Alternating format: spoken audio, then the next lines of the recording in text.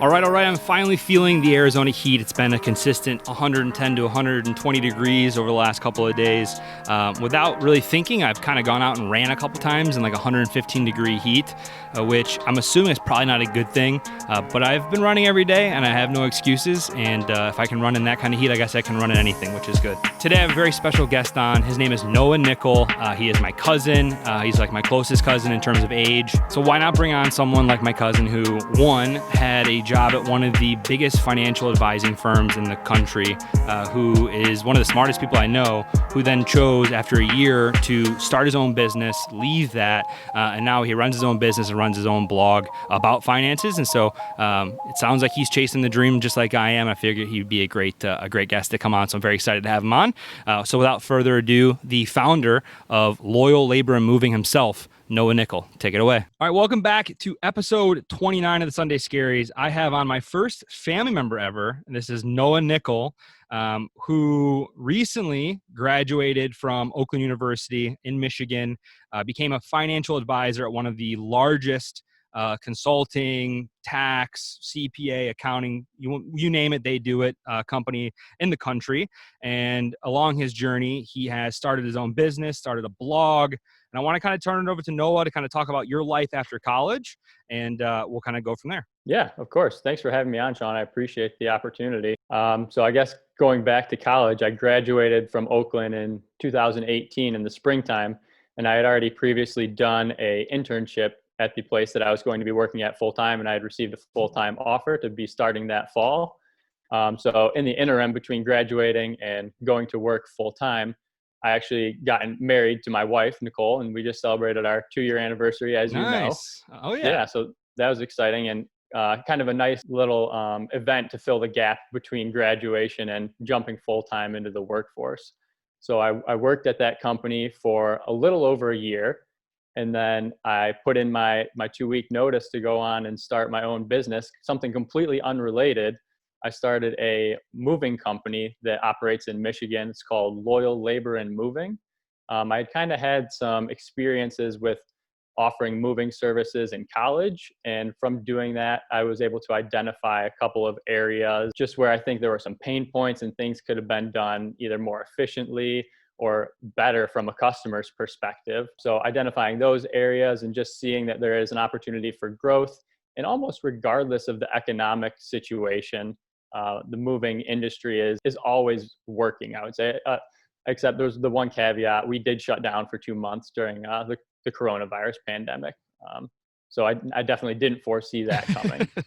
You're a pretty calculated kid, so I don't think Yeah, I don't think even you saw that one coming. I think that was the one thing I did not account for. So I think that's a good thing to start off with, all right? Because I mean, most people, they work for a couple years and then they build up the courage to start a business. Some people, they work for their entire lives. They never get the courage to start a business. You were like a year in, you're working for like one of the biggest companies in the world, one of the most recognizable names. You had passed all of your tests, like you are one of the smartest people that I know, and you made that decision. So kind of walk people through what that decision looks like. So I bet you there's a lot of people out there that are in a very similar boat. Like they have an idea or they have something they want to chase. They might have something very comfortable. I'm sure you were like me, where you actually probably liked your job. It's not like a situation where you didn't like what you were doing, Mhm. but you still chose to start a business anyway. So talk people through what that journey looks like. Yeah, absolutely. And I think the one word that you used just a second ago that fits perfectly is calculated. This was totally a calculated decision. In my mind, now, when you're younger, I guess, compared to when you're older, is the best time to take any type of risk if you're going to take any type of risk. Especially from a financial perspective, my thought process goes: if I fail now, I have the next 30 to 40 years of my life to make up the missed earnings that I'm going to miss for these 1 or 2 years. And not a big deal. 1 or 2 years of earnings being sacrificed for the opportunity to maybe hit a home run and not have to work for 20 or 30 years, maybe cut it down to 5 or 10 years. I think that's a great opportunity, and the kind of perspective I like to take on it. And from a timing perspective as well, I wanted to make sure that I had enough experience in my industry that if this whole thing did blow up in my face and crumbled, that I would have the ability to get back into the industry, because I really do like financial advising. So I made sure to pass all of my CPA exams and get the education. Oh, I already had the education requirements, but get the experience requirements in order to actually be licensed as a CPA in Michigan. So, and we'll touch on, I know, a very creative outlet that you have for financial consultation here in a second, but I do want to just kind of zero in again on you making this decision. Okay.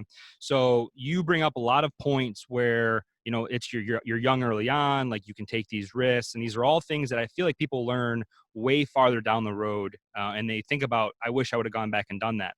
Did you read any literature on this? Like what made you kind of be a little bit wiser beyond your years in terms of I can fail now and I still have time? Like where did you hear that, or is that just something you personally thought of? I probably picked it up a lot of different places, and I can't pinpoint one. I know, like you do, a lot of reading business related books or investment related books. And I think that's one of the biggest areas that it's probably impacted me. Just the concept of time and using it to your advantage, especially in investing. If you look at comparing someone who starts 5 years earlier to someone who starts 5 years later, the difference is gigantic. Compound interest, it's like the Yeah, eighth wonder of the world or something crazy like that, I believe it said. absolutely. Yeah. Yeah, I would agree with that. Yeah, so No, I can't necessarily pinpoint one exact area. and then, I mean, I know that this is a big decision. Obviously, not everyone is as lucky as you are in terms of the support system that you have around you, right? So I know that your parents, my aunt and uncle, obviously, are very supportive of you. You have a very supportive wife, Nicholl, who I love as well.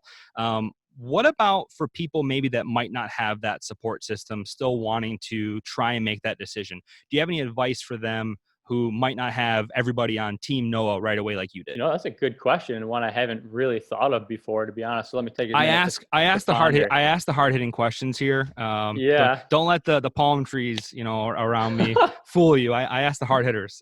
So for people that might not have had the support, either from their families, their spouses, significant others, or friends like I did, I think one big aspect is trying to find someone that will support you in your endeavors. Whether you're in school and maybe it's a professor that you just go to their office hours and talk to for 15 minutes, or go out when you're having a meal with friends and just rambling about this idea you have for 5 minutes and seeing what their thoughts are.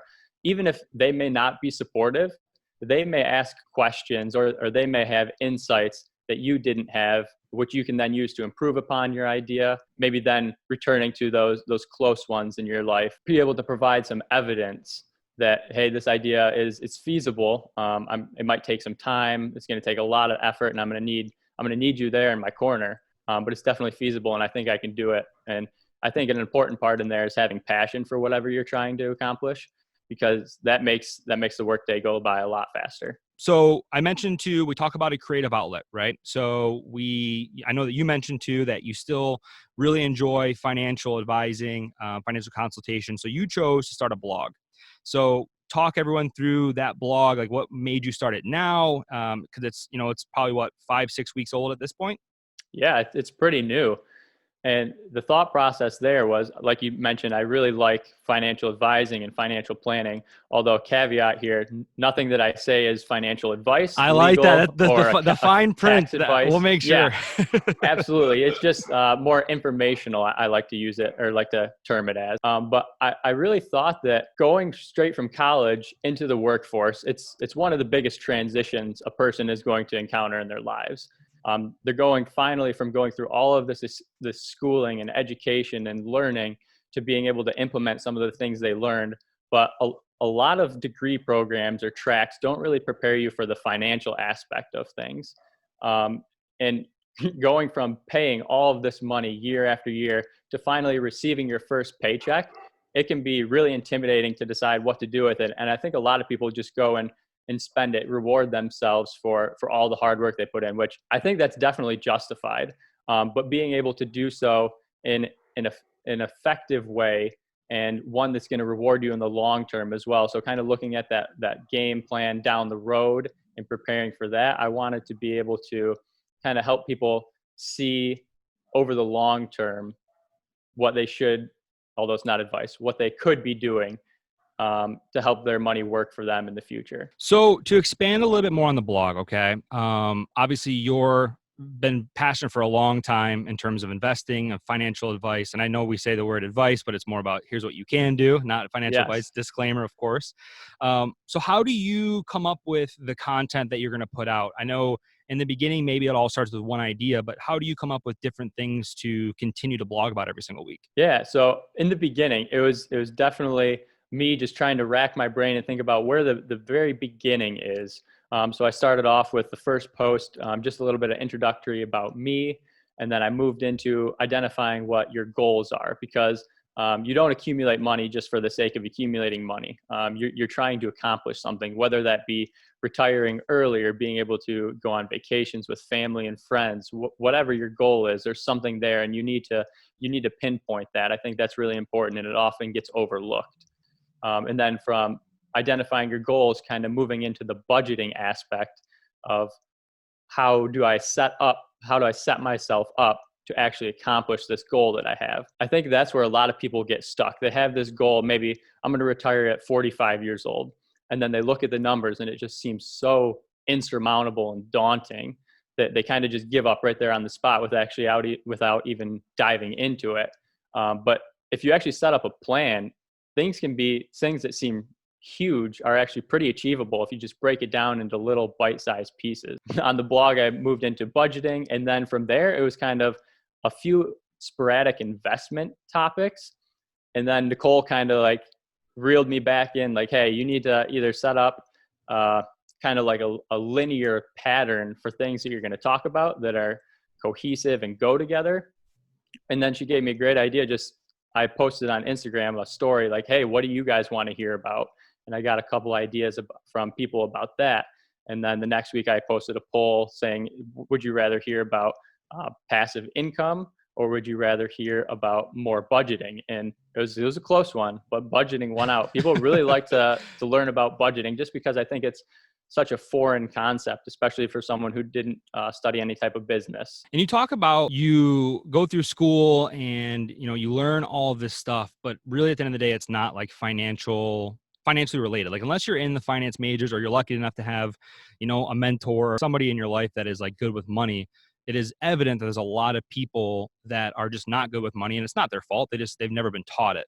Right. So why do you think, like, and I think you're doing great things with this entire blog because you're trying to help people be able to have that access. But why do you think, it's not as, well known, throughout your life, like high school, college? Why do you think like that's like the last thing we learn about, which in reality probably should be the first? I think one of the bigger reasons is because for the longest time, talking about finances or talking about money has kind of been a taboo topic. It's not something you'd bring up at a dinner table or when you're going out bowling with your friends or anything like that. It's been looked at as more personal, more private, kind of kept to yourself. But I think a lot of, especially on social media, they're doing a lot of good things, just education wise, being able to provide education. And even if you dig into some of the comments, like people are just asking basic questions and they're getting really good responses from other people they're trying to assist them.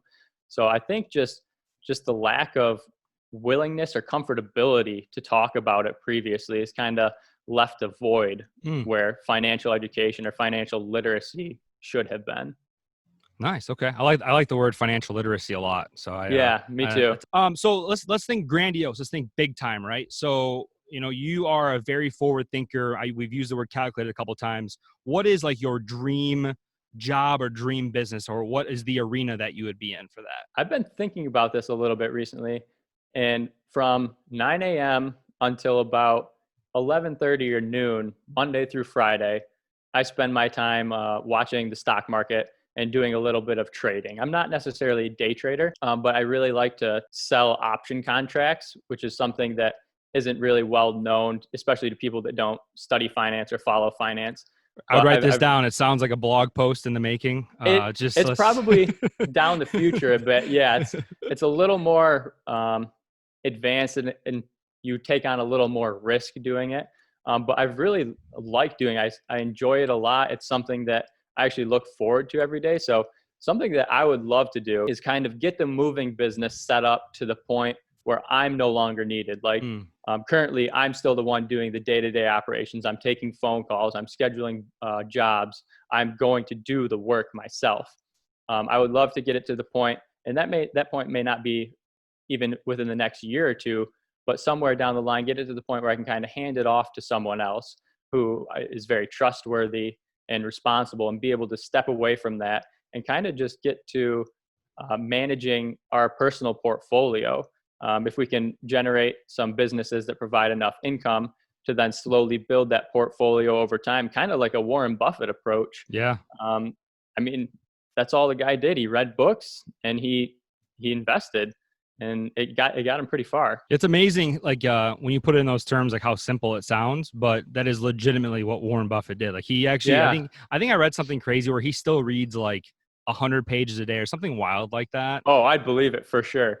So I have a few last things here, and then we will get this wrapped up. I'll let you enjoy your evening over there in Charleston. So, what are just a few things that people miss about finances in their 20s that you, or like late 20s, early 30s, that you want to pass along to them to start working on now? Yeah, like I said earlier, I think a lot of people in their 20s or even early 30s, they just have that here and now mindset. The hey, I'm getting a paycheck. Here's what I'm going to do with it. And a lot of the times, a lot of it entails spending it, rewarding yourself for the work you're doing now. I like to offer the thought of taking at least a portion of that and deferring your gratification into the future, because over time, as we talked about, compound interest, probably your greatest friend of all, it's going to make a lot more opportunities available to you, even if you take just a small portion of what you're making now and push it into the future. So something as simple as, just delay. I like the term you chose, which is delaying gratification. And I think a lot of people, they mistake that for, I can't do anything in my life besides invest my money and save. And I think that you and your wife do a great job of a little bit of both. I think you guys just choose to prioritize things like experience, like so traveling. I think you guys do a great job of traveling, and you're always doing cool things. And I think the misconception is that you can't have any fun, you can't do anything at all. You have to take every dollar that you have, you have to invest it, and then hopefully 30 years from now you can have fun. And I think that you guys do a great job with that. But it's all about what you prioritize, right? Like, you're not buying expensive watches and Ferraris, like you're going on trips and traveling, and then you're also investing your money, which I think is really important. Right, exactly. I agree with you 100%. And actually, a really recent example of our priorities, I was actually had an appointment scheduled at a car dealership to go look at a new car and then potentially take it home that day. And on my way to the dealership, I called and I canceled my appointment because I was in my car that worked perfectly fine. And I said, you know what? I don't need this right now. Maybe if I push this expense off for another year or so, I'm going to take that amount that I was going to spend on this car. And hey, maybe one day that's going to be a sweet vacation to New Zealand or Mm. something. Just that's kind of the thought process that goes through my head, at least. And I get a lot of grief from it. Get a lot of grief from my family about it, especially my dad. He has yelled at me many times to get a new car, but that's just the way my brain works, and I kind of like it. I like being thrifty, or I like being frugal, even though some people have a negative connotation of the word. I think it's, in a sense, fun, and then even encouraging or powerful, just to see the effects that those decisions have later on down the road. Yeah, and I think I don't know. I think the frugality and being frivolous with your spending would be different if you weren't also still living your life. And I think a lot of people, when Right. they think of frugal, they think, well, Noah's eating only ramen and he's spending 10 cents a meal. Like, I think that when you hear that word, that's what you think of. But I think you view it more of as, I'm prioritizing and choosing where my money is going to things that me and my wife love to do. It's not like you're sitting at home doing nothing. Right now you are currently sitting in Charleston. You don't live in Charleston. Like, you flew down there because you made those kind of decisions. So I used to think that frugality was a bad word, and I'll relate it to my dad, who is Yeah. is maybe the only person that's as frugal as you. I But think I do get a lot of it from him, honestly. yeah, yeah. So I used to think it was a bad thing too, but then you just start to realize, like, okay, what does my dad actually, allocate his money towards? And it was always about family trips and family vacations. And yeah, he didn't buy a Mustang, but Hmm. he chose to spend his money differently. And I didn't see that growing up, and I see that now. So it's funny when you hear the word frugal. I used to think the same thing, but now I'm like, when I see you guys going to Iceland or Thailand or wherever it might be, I'm like, okay, they're living their lives. They're not sitting at home, not doing anything. Yeah, especially like you said earlier, Nicholl and I, we know what we like to do. So we make time and room for that in our lives. All right. So one last thing, and then I have one last question, and I'll let you go. Where can people connect with you? Where can we engage with you as far as your socials go that you want to drive people to? Yeah, so the best way is probably if you go to my blog, it's nickelforyourthoughts.com. Kind of a play on words. What a play Penny on for your words. thoughts. How none of us in the family thought to do that ahead of time. I will never know, but I know. well done. I'm thankful for it. Honestly, it was just there for me. So Nicholl for your thoughts. I have my Instagram, my Facebook account, my email address is all linked on there.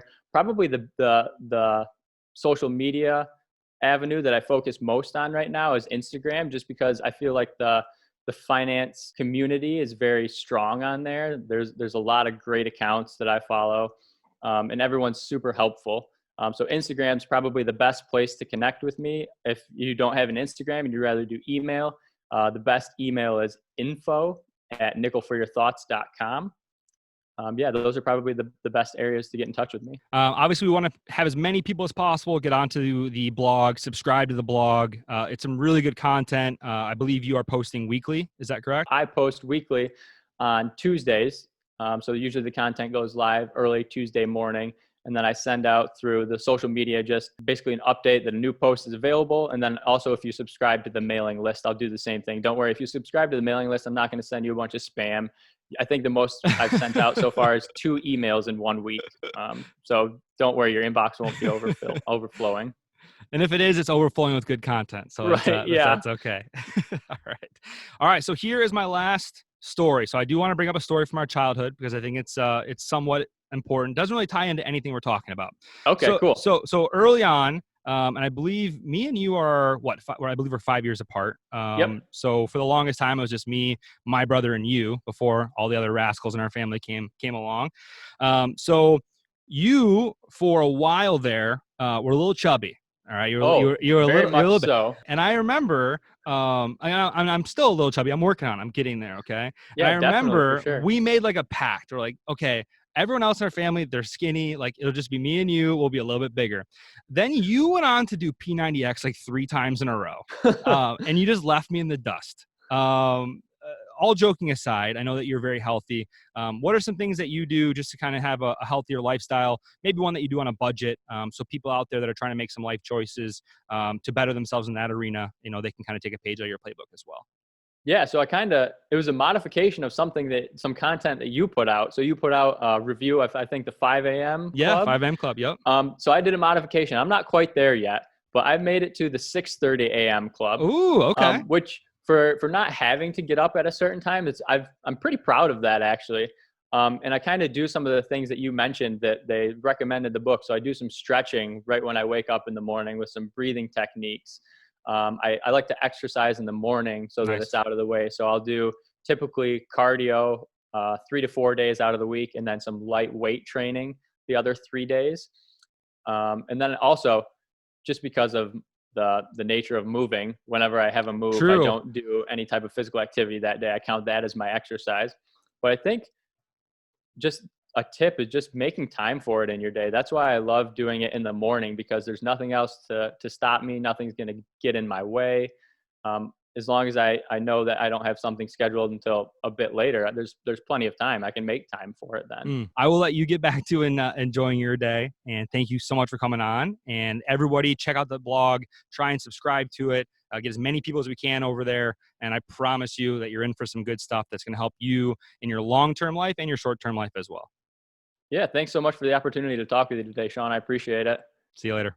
See ya. Thank you so much, Noah. I think that the word that is sticking with me from that entire interview is just the word calculated. I think that if you plan, you can accomplish just about anything. And this kid, when I say calculated, like he is the smartest person that I know, which, that's probably going to rub my brother the wrong way because he had like a 4.3 GPA and he's a chemical engineer. But when it comes to finances, things like that, I definitely think that Noah takes the cake. So please, if you get the opportunity, please go out and support my cousin, subscribe to the blog, get on his Instagram. He's got a ton of good content. And I think it's really applicable to people in their late 20s, early 30s, where we're talking a lot about the quarter life crisis when it relates to like your employment and your relationships. But I think there's a crisis in terms of your finances as well. What should I be doing? What should I not be doing? And like he said, he's not giving advice, but he is giving you all of the alternatives of what you can choose from, which I think is really important for just about everybody. So we're gonna wrap this up. I can hear my dog barking inside because he's missed me so much. I've been out here for at least an hour and it's driving him crazy that he can't come out, but it's 105-degree heat and I don't think that he would like being out here if he was out here anyway. As always, stay healthy, stay distance, and welcome to the Valley of the Sun.